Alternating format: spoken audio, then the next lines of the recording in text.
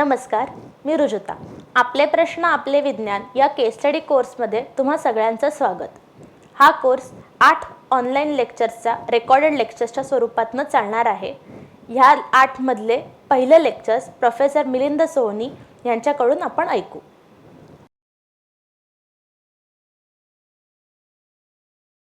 नमस्कार, आपले प्रश्न आपले विज्ञान या कोर्समध्ये आपले स्वागत. माझा परिचय, मी मिलिंद सोहनी, मी IIT मुंबईमध्ये प्राध्यापक आहे. कम्प्युटर सायन्स डिपार्टमेंटमध्ये गेली 15 वर्ष मी वॉटर सेक्टर, डेव्हलपमेंट सेक्टरमध्ये पाण्याच्या विषयी काम करतो.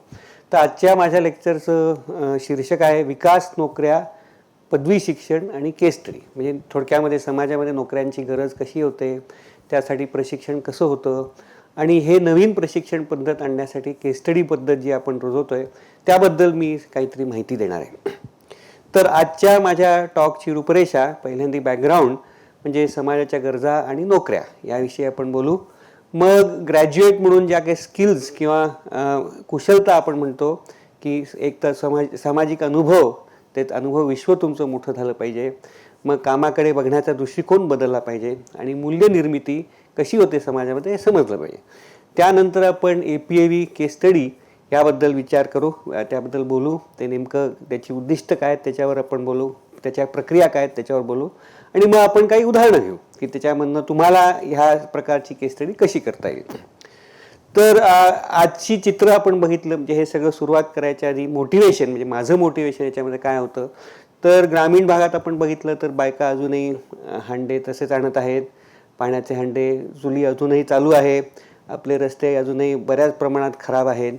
DP, शेतावरचे DP जळत आहेत आणि आपले छोटे उद्योग त्यांचं आपल्या बाजारपेठेत काम त्यांचा आकार खूप कमी होत चालला आहे. म्हणजे मोठे उद्योग वाढत आहेत आणि छोटे उद्योग ज्याच्यामध्ये खऱ्या आपल्या बहुतांश नोकऱ्या आहेत त्याचं प्रमाण कमी होतं आहे. ग्रामीण भागात जरी असं असलं तरी शहरी भागात काही वेगळं नाही. आपले तरुण लोक व्हॅलेंटाईन डे डिलिव्हरी बॉईज म्हणून आहेत. कचऱ्याचं प्रमाण तर वाढतच आहे. आपल्या बायका येऊन स्टेशनच्या बाहेर खाद्यपदार्थ विकत आहेत आणि आपले पुरुष आणि बायकासुद्धा लोकलमधनं फार कठीण परिस्थितीत लोकलमधनं प्रवास करत आहे. त्यामुळे समस्या, कष्ट हे सगळे आपल्याला ग्रामीण असो शहरी त्यामध्ये आपल्याला दिसून येत आहेत. त्यामुळे मग आपल्याला स्वाभाविक तीन प्रश्न पडतात की नवीन चांगल्या नोकऱ्या कुठून येणार, कशा तयार होणार आणि ती मला मिळणार की नाही. आणि दुसरं म्हणजे की मूलभूत सुविधा म्हणजे पाणी असो, ST असो, चूल, फाट्या, ह्या सगळ्यांची हे सगळं कसं आपल्याला मिळणार आपल्या शहरात किंवा गावाकडे. आणि छोटे उद्योग त्यांची प्रोडक्टिव्हिटी किंवा त्यांची कार्यकुशलता कशी वाढणार. आणि मुख्य म्हणजे की पारंपरिक आजच्या ज्या तुमच्या अभ्यासक्रमातून हे जे प्रश्न आहेत ते हाताळले जातात की नाही. ह्या आजच्या या अभ्यासक्रमातून किंवा पदवी म्हणजे तुम्हाला त्या प्रकारचं कौशल्य मिळतं का की हे जे 3 वर्षे प्रश्न आहेत ते आपल्याला सोडवता येतील किंवा त्याच्यामध्ये तुम्हाला त्याच्यामध्ये तुम्ही समरस होऊ शकाल. तर त्याचं उत्तर अर्थात की आज आपण डेटा बघितला, एम्प्लॉयमेंट डेटा. तर आज साधारण 20 ते 25 वयोगटात बेरोजगारी भारतात 21% आहे, तर महाराष्ट्रात 18 आहे. पण ती जर पदवीधरांमध्ये बेरोजगारी बघितली तर ती भारतात 45 आणि महाराष्ट्रात 30-31 अशा प्रमाणात आहे. आणि तेच आता बाकीचे सुद्धा रिपोर्ट्स आहेत ते म्हणतात की 30 ते 50% आपले पदवीधर हे अनएम्प्लॉयबल आहेत. म्हणजे त्यांना कुठल्याही प्रकारच्या मोठ्या कंपन्या, फॉर्मल सेक्टरमध्ये नोकरी लायक त्यांचं प्रशिक्षण झालेलंच नाही, त्यांचा अनुभवच नाही. आणि हे सगळं असलं तरी आपण त्यांच्यावर 40-50 हजार रुपये खर्च करतोय प्रत्येक विद्यार्थ्यावर. म्हणजे शिक्षकांच्या पगारावर, संस्थांच्या अनुदानावर. आणि असं नाही की आपण खर्च कमी करतोय, पण एवढा सगळा खर्च करून सुद्धा जी आपल्याला हवी तशी फलनिष्पत्ती काय आपल्याला दिसून येत नाही. तर याचं कारण काय. तर एक कारण आहे जुनाट अभ्यासक्रम. ठीक आहे, तर हे कसे झाले तर आता आपण बघितले BA जॉग्रफी असेल, BA इकॉनॉमिक्स असेल किंवा कुठलेही आपले BSc केमिस्ट्री असेल, हे बरेचसे जे अभ्यासक्रम आहेत ते आपण स्वातंत्र्य जेव्हा झालो 1947 त्या काळात 1950 ते 60 ह्या दरम्यान हे बरेचसे अभ्यासक्रम तयार झाले त्यावेळेस. आणि हे बरेचसे दिल्ली म्हणजे आपल्या केंद्र शासनाने तयार केलेले अभ्यासक्रम आहेत. आणि त्यावेळेस अर्थात गरजा वेगळ्या होत्या. राष्ट्राची निर्मिती नुकतीच झाली होती. आपल्याला जिओग्राफिकल सर्वे ऑफ इंडिया किंवा नवीन नॅशनल केमिकल लॅबोरेटरीज अशा सगळ्या संस्था तयार होत होत्या आणि त्यासाठी आपल्याला भरती करायची होती लोकांची. त्यासाठी आपल्याला प्रशिक्षण द्यायचं होतं. त्यामुळे त्यावेळेस ते अभ्यासक्रम तयार झाले. म्हणजे BA जॉग्रफी असो, BSc केमिस्ट्री असो, BA पॉलिटिक्स असो, त्यावेळेसचे हे अभ्यासक्रम. पण ते अभ्यासक्रम आपल्या लोकल नीड्स, म्हणजे आपण सिन्नरला तुम्ही कॉलेजमध्ये असाल किंवा वर्ध्याला असाल तर ते BA जॉग्रफी ते वर्ध्याला पुरेसं ते काही पोषक नाही. म्हणजे त्या टाईपचे जॉब्स केंद्र शासनाचे ज्या अभ्यासक्रमासाठी ते जॉब्स ज्या जॉबसाठी ते अभ्यासक्रम तयार झाले ते जॉब्स काय आता एवढ्या प्रमाणात नाही. बरोबर. म्हणजे आणि त्या अभ्यासक्रमाचं जे लोकलायझेशन अपेक्षित होतं म्हणजे क्षेत्रीकरण ते सुद्धा काही झालेलं नाही. मग तुम्ही म्हणाल की मग ह्या आताच्या अभ्यासक्रमाचा शिक्षणाचा संबंध कसा लावायचा. मग आज मी BA जॉग्रफी केलंय तर त्या BA जॉग्रफीची गरज आहे का आणि मग मुळात पदवी घेणं सुद्धा चांगलं आहे का. तर ह्याचं तिन्ही प्रश्नांचं उत्तर आहे हो. म्हणजे पदवी घेणंही चांगलं आहे आणि आज जॉग्रफीची सुद्धा गरज आहे, इकॉनॉमिक्सची सुद्धा गरज आहे, केमिस्ट्रीची सुद्धा गरज आहे आणि सगळ्याचीच गरज आहे. आपण बघितलं आधी की आपले प्रश्न फार मोठे आणि फार वेगळ्या प्रकारचे प्रश्न आहेत. त्यामुळे त्याला BSc केमिस्ट्री जॉग्रफी सगळं काही येतं. तर ते आपण बघणार आहोत की कसं काय एक्झॅक्टली त्या आजच्या BA जॉग्रफीचा संबंध आजच्या प्रश्नांशी कसा लावायचा. पण त्यासाठी आपण आपल्या शिकण्याची पद्धत मात्र आपल्याला बदलायला लागेल. तर त्यामध्ये आपण 3 मुख्य कुशलता किंवा कौशल्य ती गरजेची आहेत. पहिलं म्हणजे अनुभव विश्व वाढवणे, की आपण नुसतं कॉलेजमध्ये जाऊन बसलो, वर्गात बसतो, ऐकतो काहीतरी जो काय अभ्यासक्रम आता तुमच्या जॉग्रफीमध्ये किंवा इकॉनॉमिक्समध्ये मायक्रो इकॉनॉमिक्स असेल, मॅक्रो इकॉनॉमिक्स, केमिस्ट्री ऑर्गॅनिक किंवा कोलॉइडल केमिस्ट्री असेल, हे सगळं आपण वर्गात जाऊन ऐकतो. त्याच्यापेक्षा बाहेर काय चालू आहे, बाहेरचे प्रश्न काय होतात, त्याची मोजमाप कसं करायचं. म्हणजे आता आपण बघितलं इथे विहिरीचं पाणी कसं मोजायचं, खोली कशी मोजायची, विहिरीच्या पाण्याची क्वालिटी दर्जा कसा बघायचा, कोण पाणी ते पितंय हे सगळं समजून घ्यायचं. किंवा रस्त्याची लांबी रुंदी, रस्त्याची क्वालिटी कशी आहे आणि ते सगळं लोकांना भेटून लोकांच्या गरजा काय आहेत त्यांच्याशी बोलून त्यांच्याशी निवांतपणे बोलून त्यांच्या ह्या प्रश्नाबद्दल काय अभिप्राय आहेत ते समजून घेऊन मग ते सगळं आपण आपलं अनुभव विश्व वाढलं पाहिजे. तर अनुभव विश्व वाढवणे हा एक पहिला मार्ग. दुसरा मार्ग की कामाकडे बघण्याचा दृष्टिकोन. त्या समाजामध्ये कामं आहेत का, भरपूर कामं आहेत.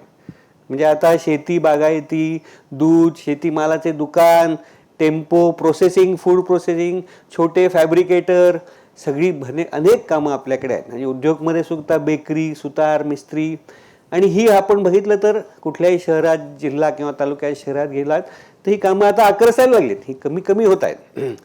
पण मग ती आपल्याला का करायची नाही. तर आपण म्हणू की नाही, मी पदवीधर आहे, त्या कामाचा दर्जा माझ्यापेक्षा खालचा आहे. म्हणजे त्याला तेवढी सामाजिक प्रतिष्ठा नाही, त्याला बहुतेक कमी बुद्धी लागते किंवा शारीरिक मेहनत जास्त लागते, ते आपल्याला पटत नाही किंवा ते हंगामी आहेत की परमनंट नोकऱ्या नाही. ह्या अर्थात चुकीच्या समज आहेत.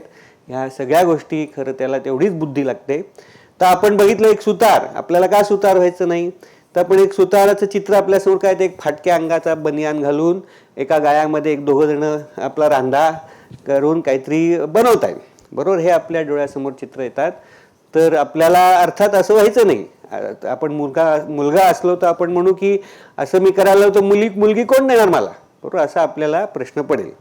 पण तेच जर आपण बघितलं की तो आयकिया किंवा कुठल्या तरी मोठ्या कंपनीचा सुतार बघितला, कार्पेंटर आपण बघितला, तर त्याच्या आणि ह्याच्यामध्ये काय फरक आहे. तो जो पहिला सुतार आहे तो 10,000 रुपयाचा एक सोफा बनवतो, तो 10 वर्ष टिकतो.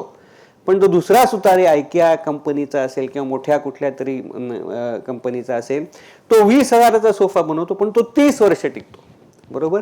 म्हणजे दर्जेदार सोफा बनवणं, त्याच्या मागचे जी कुशलता असते, त्याचं चित्र, त्याची जी फॅक्टरी असते ती उजव्या हाताला आपण बघितली तशी दिसते. डाव्या हाताला तो फाटक्या 2 गायामधली फॅक्टरी आणि उजव्या हातातला हाताला जो सोफ्याची जी चांगल्या दर्जेदार सोफ्याची फॅक्टरी ती वेगळीच दिसते. त्याच्यामधली उपकरणं वेगळी असतात, त्याच्यामध्ये त्याची जी गेटअप असतो त्या फॅक्टरीचा तोही वेगळा असतो.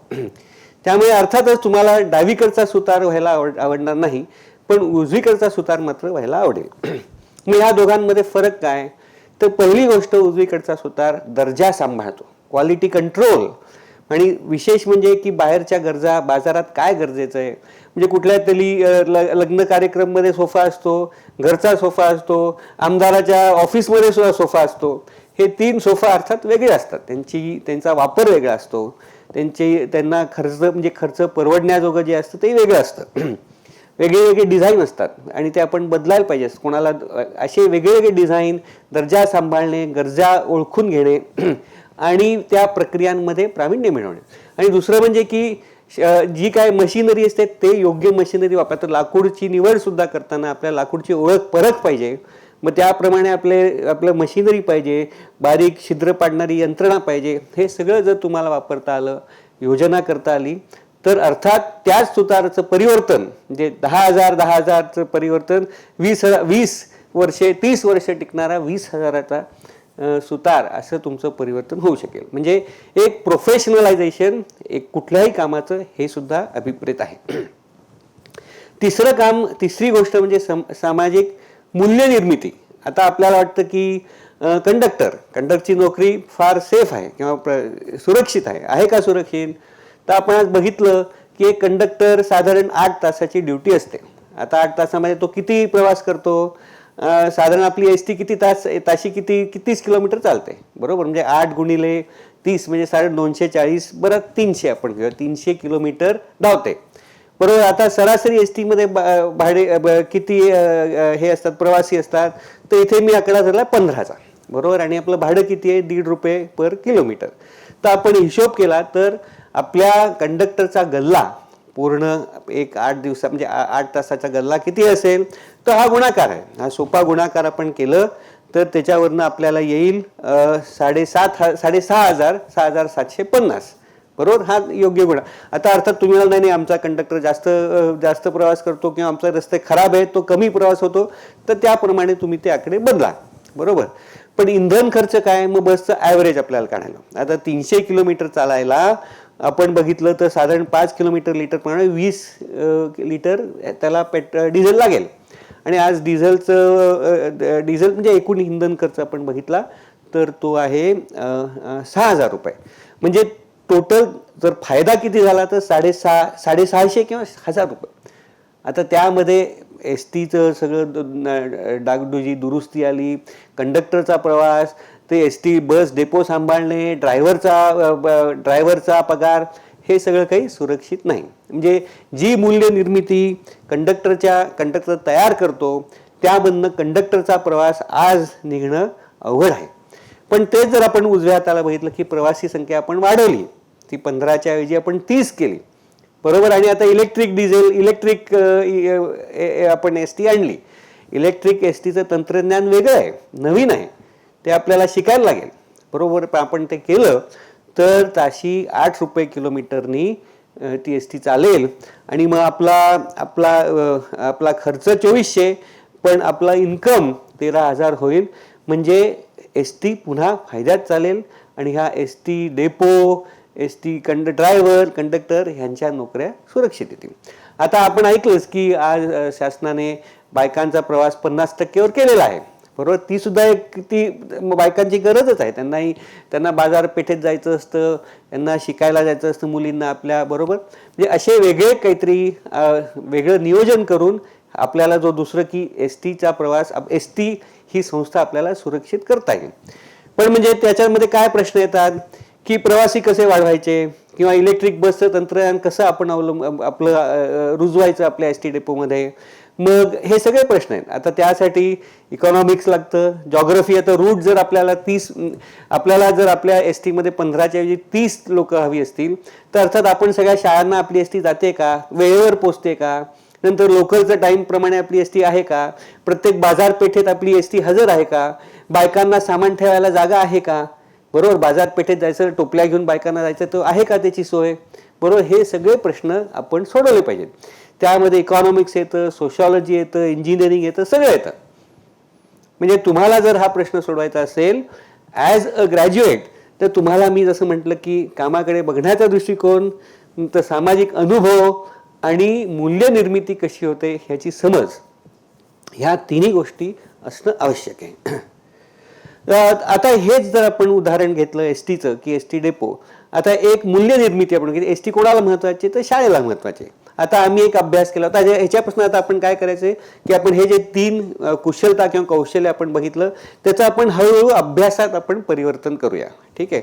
आता हा एक छोटा अभ्यास आम्ही केला की एक डोळखामध्ये एक शाळा होती, तर त्याला हायस्कूल होतं, त्यामध्ये मुलं कशी यायची, मुलांच्या सोयीस्कर तर रूट होता की नाही, मग जर सोयीस्कर असेल तर जर आपल्याला जर लोकसंख्या आपली आपली पट संख्या वाढवायची असेल तर एस टी आणि पटसंख्येचा संबंध काय होता, हा आता आम्ही त्यावेळेस अभ्यास केला होता. आणि त्यावरून आम्हाला समजलं की जेवढी पटसंख्या आणि एस टीचा जो संबंध आहे की एस टी वेळेवर आली तर पटसंख्या वाढते आणि आपल्याच मुलांच्या अडचणी कमी होतात. म्हणजे हा छोट्याशा आपण आपल्या एस टीचा उदाहरण घेतलं त्याच्यातनं हे आपल्याला दिसून येतं. दुसरं एक मोठं उदाहरण आपण घेतलं की समाजाच्या गरजा, म्हणजे आता पिण्याचं पाणी आपण बघितलं की आपण म्हटलं की मूलभूत सुविधा कशा सुधारणार, वीज, पाणी, शेती, चूल वगैरे, राईट. एस टी आपण बघितलं. आणि तर एक उदाहरण आपण बघितलं तर हे उजवीकडे 2 नकाशे आहेत पिण्याचं पाण्याचं. ठीक आहे. तर पिण्याचं पाणी ग्रामीण भागामध्ये पिण्याचं पाणी हे 2001 साली असं होतं आणि 2011 साली ते असं झालं. आता लाल जे तालुके आहेत त्याचा अर्थ की किमान 500 मीटर लांबून बायकांना पाणी आणायला लागायचं. म्हणजे 50% बायकांना किमान 500 मीटर लांबून पाणी आणायला लागायचं. आता आपण बघितलं 2001 पासून 2011 मध्ये हे प्रमाण वाढलंय. आता काही आपण सांगली कोल्हापूर साईड सोडली जिच्यामध्ये निळा पट्टा वाढलाय, बाकी बऱ्याच ठिकाणी हा लाल पट्टा वाढलाय. म्हणजे पिण्याचं पाणी जास्त दुर्लभ झालंय. आता आपल्याला माहितीच आहे की एक 4-5 वर्षापूर्वीच लातूरला सुद्धा मालगाडीने 100 मालगाडीने आपल्याला पाणी पुरवायला लागलं. म्हणजे पिण्याचा पाण्याचा प्रश्न सुद्धा खूप मोठा आहे. तो आपल्याला कसा दिसतो तर पाण्याची अर्थात उपलब्धता कमी होते. जारचे पाणी, टँकर, मालगाड्यांनी आपल्याला पाणी आणायला लागते. आणि थोडक्यामध्ये पाणी पुरवठा ज्या योजना असतात त्यांचं तांत्रिक, सामाजिक व आर्थिक हे बिघाड आपल्याला दिसून येतात. स्कीम बंद पडते, मग दुसरे पर्याय आपल्याला वाढते. तर आता आपल्याला माहिती आहे की ह्या वर्षी गेले 4-5 वर्ष जल जीवन मिशन म्हणून एक मोठा उपक्रम आपला देश चालवत आहे की प्रत्येक घरोघरी नळ पाणी योजना आपल्याला आणायची आहे. पण त्यासाठी जर खरोखर आपल्याला ती योजना राबवायची असेल तर प्रत्येक वाडीमध्ये नेमकी परिस्थिती काय आहे, त्या वाड्याचे स्रोत काय आहे, त्याच्यावर खर्च किती कराल, आपण लोक किती खर्च कराल, तर असं सगळा अभ्यास झाला पाहिजे. म्हणजे मी म्हणतो की किमान प्रत्येक जिल्ह्यामध्ये किमान 30 म्हणजे प्रत्येक तालुक्यामध्ये 3-4 अशी पदं आहेत. पण त्याच्यासाठी ज्याच्यामधनं असं जर आपण केलं तर जल जीवन मिशन आपला सक्सेसफुल होईल आणि घरोघरी पाण्याची सोय होऊ शकेल. पण हे जे 3 तालुक्याला 3 जे आपण पदं म्हणतोय कम्युनिटी वर्करची, त्यासाठी जर ट्रेनिंग किंवा त्यासाठीची कौशल्य हे जसे मी 3 म्हटलं की अनुभव, कौशल्य म्हणजे समाज अनुभव कसं, समाज कसा चालतो, मूल्य निर्मिती, हे सगळं आपल्याला समजलं पाहिजे. म्हणजे पदं भरपूर आहेत, काम भरपूर आहे, पण आपली ह्या प्रत्येक विषयाबद्दलचा अभ्यास जर आपला असला तरच ती पद निर्मिती होऊ शकते आणि आपल्याला ती पदं मिळू शकतात. तर थोडक्यामध्ये आपण बघितलं की ते 3 गुण, कौशल्य आणि 2 आपण सेक्टर बघितले, पब्लिक ट्रान्सपोर्ट आणि पिण्याचं पाणी. आणि आपण त्याचा उलगडा केला की अभ्यासातून कशी मूल्य निर्मिती होऊ शकते. पण त्या अभ्यासासाठी आपल्याला वेगळ्या प्रकारचे कौशल्य किंवा इंटरडिसिप्लिनरी थिंकिंग आपल्याला करणं गरजेचं आहे. फील्ड वर्क करणं गरजेचं आहे. लोकांशी बोलता आलं पाहिजे. समाजाचे वेगवेगळे घटक आहेत, म्हणजे प्रशासन आहे, अर्थात कम्युनिटी आहे, तर प्रायव्हेट सेक्टर मार्केट आहे, त्या मार्केटमध्ये काय चालतं हे आपल्याला समजलं पाहिजे. म्हणजे थोडक्यात गरजा, समस्या आणि प्रश्न भरपूर आहेत आणि आपला पुरवठा सुद्धा भरपूर आहे. लोक काही आपले विद्यार्थी किंवा युवा पिढी काही छोटी नाही, फार मोठी आहे. पण त्यांची गाठभेट ही आपल्या अभ्यासातून होणार आहे. ठीक आहे. तर आपण येऊ की आपले प्रश्न आपले विज्ञान, म्हणजे ही गाठभेट नक्की अभ्यासातून घडवून जाईल की समस्या एका बाजूला आणि तुम्ही युवक एका बाजूला, हे त्यांनी हा अभ्यास करून समजून घ्यायचं की प्रश्न नेमकं स्वरूप काय आहे. तर त्यासाठी काय उद्दिष्ट आहेत आपली की आजूबाजूच्या परिसरातला प्रश्न घेणे, त्याचं विज्ञानाच्या पद्धतीतून अभ्यास करणे. विज्ञान म्हणजे अर्थशास्त्र म्हणजे विज्ञान. कुठलंही वास्तव त्याचा काटेकोर अभ्यास करणं त्याचे घटक काय काय आहेत ते विचार करणं आणि ते व्यवस्थित मांडणं म्हणजे विज्ञान. त्यामुळे आणि तो अभ्यास दुसऱ्यांसमोर मांडणे जे त्यांच्या उपयोगी आहे की नाही. मी एसटीचा अभ्यास केला तर एसटी डेपोला तो उपयोगी आहे का नाही हा आपण विचार केला पाहिजे. म्हणजे ह्या 3 गोष्टी आपल्याला करायच्या आहेत. त्यामुळे काय करायचं नेमके आजूबाजूच्या परिसरातला एखादा प्रक्रिया प्रोसेस डेपो म्हणजे आपण एसटी डेपो असेल नळ पाणी पुरवठा योजना असेल ग्रामपंचायत ऑफिस असेल कुठलाही एक हे तुम्ही घ्यायचं. तुम्ही प्रोसेस सिस्टम आजूबाजूची इन्फ्रास्ट्रक्चर घ्यायचं आणि त्याचं विश्लेषण करायला लागायचं आणि मुद्देसूद त्याचा अहवाल तयार करायचा. हे आपले प्रश्न आपले विज्ञानमध्ये अध्यारूत आहे. तर ह्याचा उपयोग तुम्हाला काय होईल की अर्थात तुमच्याकडे एक केस स्टडी करण्याचा अनुभव एक रिपोर्ट असेल. म्हणजे आता तुम्हाला कोणी इंटरव्ह्यूमध्ये गेला कुठल्या तरी ऑफिसरशी भेट झाली तुम्ही सांगा की हा अभ्यास मी केला आहे. हे ह्या प्रत्येक पेजवर जे जे काय आहे ते आमची टीम होती दोघा ठिकाणी आम्ही मिळून केला आहे. त्यामुळे म्हणजे मग ते सगळं की तुम्ही काय कसा अभ्यास केला काय शिकला त्याच्यामधनं तुम्हाला काय येतं ह्याच्याकडे सगळं ती मुलाखत किंवा इंटरव्ह्यू असेल तो त्याच्याकडे वळेल. म्हणजे तुमच्याकडे ते कौशल्य तुमचं काय तुम्हाला दाखवता येईल आणि अर्थात प्रत्यक्ष जीवनात तुम्ही वावरला आहात त्याचा अनुभव तुम्हाला नक्कीच चांगला मिळेल. तर ह्या कोर्समध्ये म्हणजे पुढची जी 6-7 लेक्चर्स आहेत त्यामध्ये ह्या स्टेप वाईज आपले प्रश्न आपले विज्ञानची केस स्टडी आपण कशी करायची ते आपण शिकणार आहोत. तर सुरुवात कशी करायची समाजाचे गरजा प्रश्न आणि अभ्यास. तर सुरुवातीला डावीकडे मी काही प्रश्न दिलेत की माझ्या गावात म्हणजे सोपे प्रश्न माझ्या गावात पुरेसे पाणी आहे का.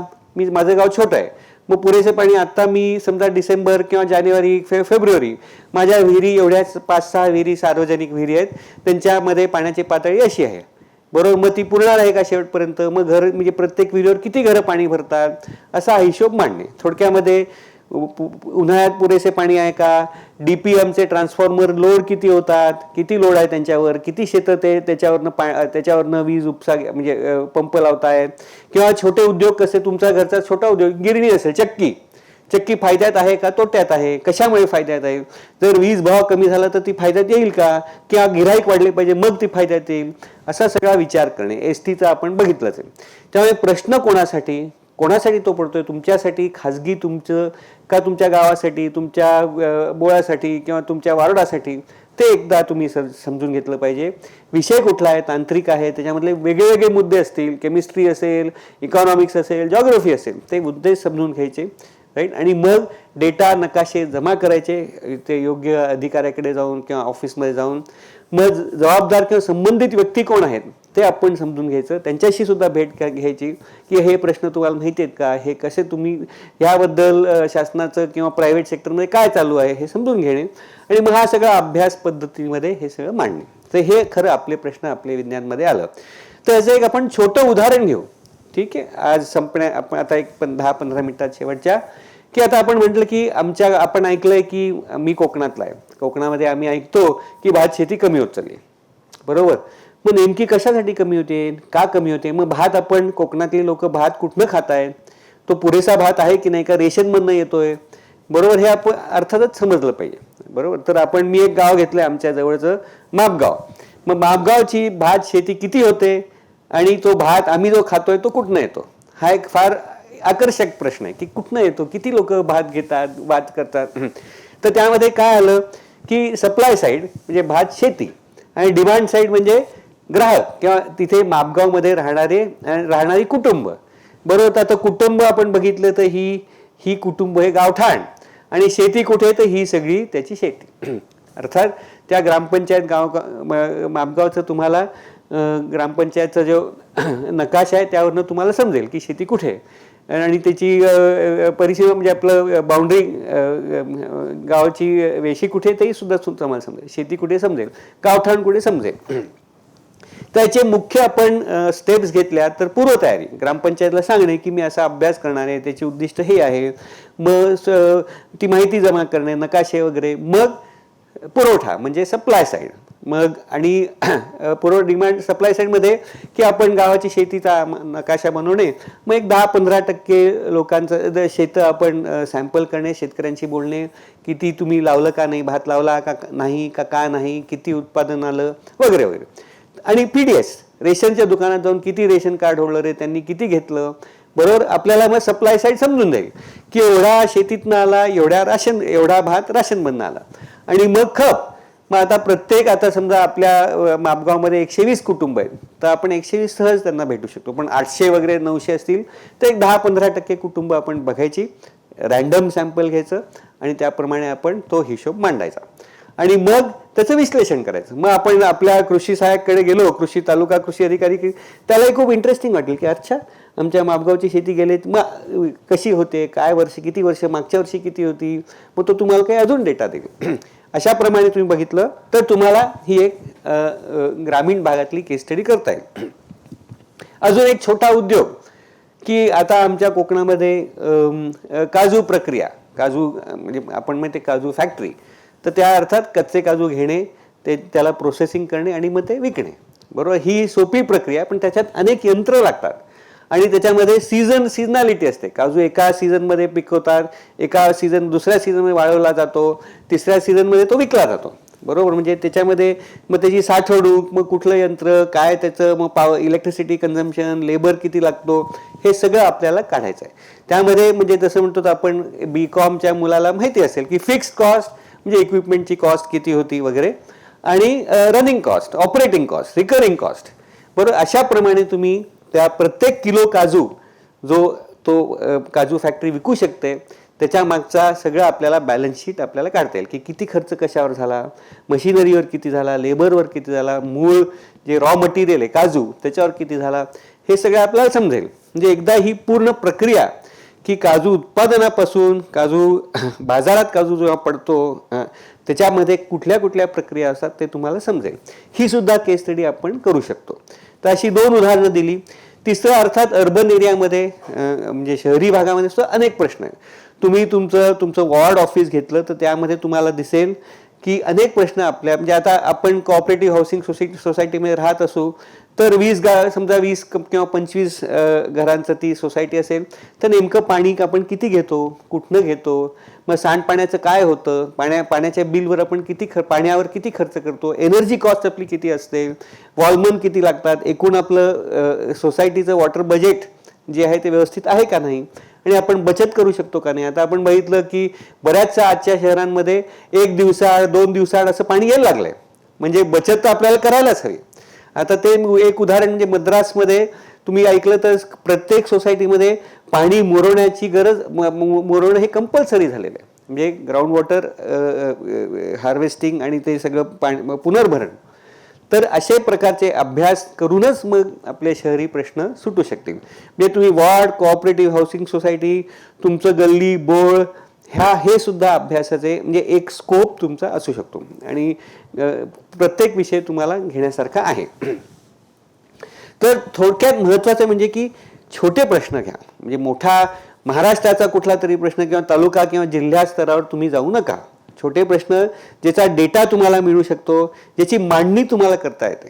बरोबर. डावीकडे काय आहे, उजवीकडे काय आहे, मग म्हणजे सप्लाय काय, डिमांड काय. बरोबर. जसं आपण म्हटलं किंवा आपण काजूचं इनपुट कॉस्ट काय, आउटपुट कॉस्ट काय. बरोबर. आणि त्याच्यामधल्या प्रक्रिया काय हे आपल्याला मांडता आलं पाहिजे. ह्याची स्पष्टपणे याची जी म्हणजे विभागणी आपल्याला करता आली पाहिजे.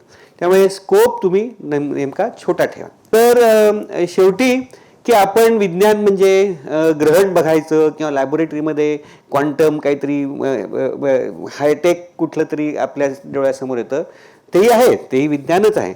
पण आपलं वास्तव जर पिण्याचं पाणी आहे आणि ST आहे तर कुठले आपल्या वास्तवाचा प्रामाणिक अभ्यास काटेकोरपणे तो मांडणे हे सुद्धा विज्ञानच आहे.